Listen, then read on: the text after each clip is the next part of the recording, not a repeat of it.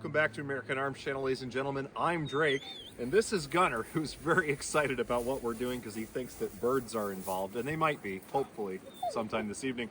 But today, because we are coming to you from a very blustery, cold, and snowy late November day, sighting in a muzzleloader, I thought I would share with you a little bit of a review of this particular muzzleloader, since I've had it for numerous years now, and I feel like I've shot it enough to give you some solid impressions. This, as you can tell from the title of the video, is the Traditions Vortek StrikerFire inline muzzleloader. Now, this one came as a package. I bought it at a big box store, not even a sporting goods store, Old Wally World as it were, and it was about $325 at the time I purchased it. I will annotate below the current sale price, both online and in store, that I'm able to find for this. Probably representative of what you'll pay when you find it. It is still in production, and it's nothing new to the market. It's a striker-fired version of an inline muzzleloader. Traditions has a pretty substantial line of affordable hunting muzzleloaders that are either in a traditional format, in flintlock or caplock, and inline. And a lot of these guns actually are really high quality for what you pay. This particular model, like most Traditions products, is made in Spain by Ardesa, and it has a 1 28-inch twist on the barrel, allowing it to stabilize sabot and modernize projectiles for the 50 caliber muzzleloader.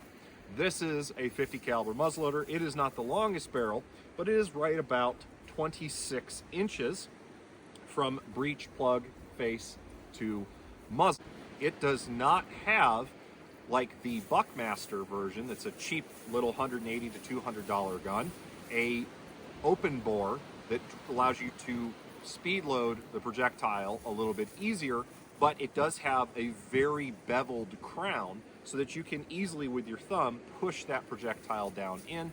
For the most part, if it's blunt, obviously if it's a pointed tip, it might be a little bit more difficult and you might need a ramrod or a ball starter. Break action, just like a shotgun. You have a release up here, opens up, allows you to access your breech plug or charge the breech plug with a 209 pattern primer. And the operating of the firearm is, once you are loaded, push the striker forward, and now you have a crossbolt safety. The trigger is kind of squishy. It's two-stage. You have a take-up and then kind of a break. One thing to keep in mind is that this system, because it's an inline and a striker fire, and I learned that here again after forgetting about it, but if you don't clean that striker system out by taking the stock off and brushing it out and oiling it ever so often, it will get gummed up by black powder and black powder substitute residue and end up being a problem for you. You will get light strikes and need a second strike, or light strikes that result in a hang fire from that 209 primer. So I would recommend that you keep that cleaned and put a drop of oil on it. A thin oil, such as Stable CLP or Safariland CLP, is really going to help with that quite a bit, but putting oil on it, obviously it's going to attract more gunk, so you will have to clean it. The manual, I don't believe, recommends cleaning that. I would recommend doing it. You just need to do it. It is a black powder firearm. It's gonna get gunky, even if you use very clean substitutes like 777, which is what I pretty much have always used out of this particular one. So just keep that in mind.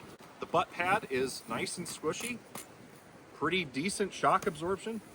It's pretty ambidextrous overall, other than the crossbolt safety. And you have nice scalloping on either side of the semi-pistol grip and a raised contour to the front, so either hand can really get a nice cheek weld on that. It is a little bit sharp on the top of the comb though, so if you're putting 125 grain equivalent or 125 grain charge in there with a heavy projectile, it's probably going to whap you in the face just a little bit because it's a fairly light gun, but overall pretty good. It is silver Cerakoted, or the equivalent of, that they've applied to it. It does have a fluted barrel, and it is drilled and tapped with slotted plugs as placekeepers for iron sight set.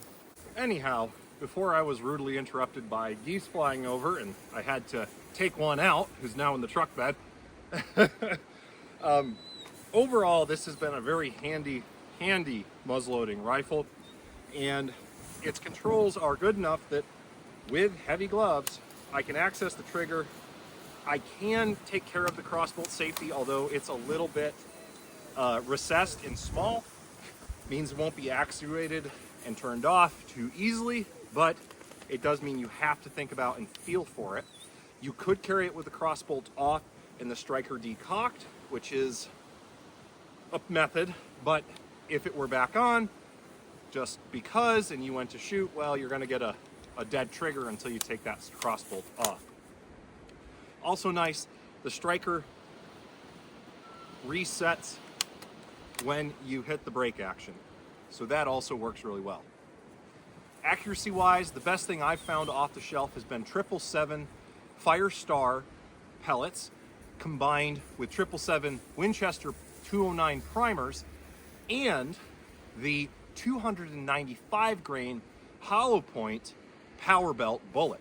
Those provide sufficient accuracy and plenty of butt whoop downrange to make sure that you can take any whitetail or mule deer at reasonable ranges, which I would call typically 150 yards and in. For the most part though, inside of that 100-yard window. So overall, I think it's a pretty handy, nice, accurate rifle for what you pay for it. Fit and finish is very nice, lockup is very tight, care is pretty easy, and it comes with an initial care kit when you buy in the full kit and with an optic. It's ready to accept iron sights or put an optic on of your choice. So the sky's the limit as far as how you want to kit this firearm out. I really have enjoyed my time with it, but again, the biggest criticism I have is that StrikerFire system is not as reliable in fighting through grime. It is sealed, but part of that means that it's going to eventually get too much gunk back in it, and it's going to get light strikes or hang fires. So take that in consideration. Make sure you routinely clean that out if you're shooting this a bit. And if you've gone and sighted it in, I would pull the stock off, clean that up, make sure she's good to go, drop some oil on, and put her back on before you go on a hunt. The optic is secured to the barrel, so taking the barrel off, removing the plug, taking the stock off is not going to affect your zero. But do keep in mind that when these come out of the box, they are equipped with a very cheap set of rings and very cheap optic. I've made it work, but I have found that every season I do need to sight it in. So it might be worth your time to buy the plain version that doesn't come in a kit, save a few dollars there, and go and put a proper optic on it, something like what used to be Nikon, but maybe a SIG or a Leopold or a Vortex. Muzzleloader specific, yes, would be best, but overall, you can put whatever you want on it, but I would highly recommend to do so. The Traditions Weaver rail is actually a very nice rail, and I don't think you need to replace that. So, I hope this short review and just considerations to think about if you're looking at the StrikerFire or you own one are helpful. As always guys, God bless, keep your powder dry. I'll see you in the next video.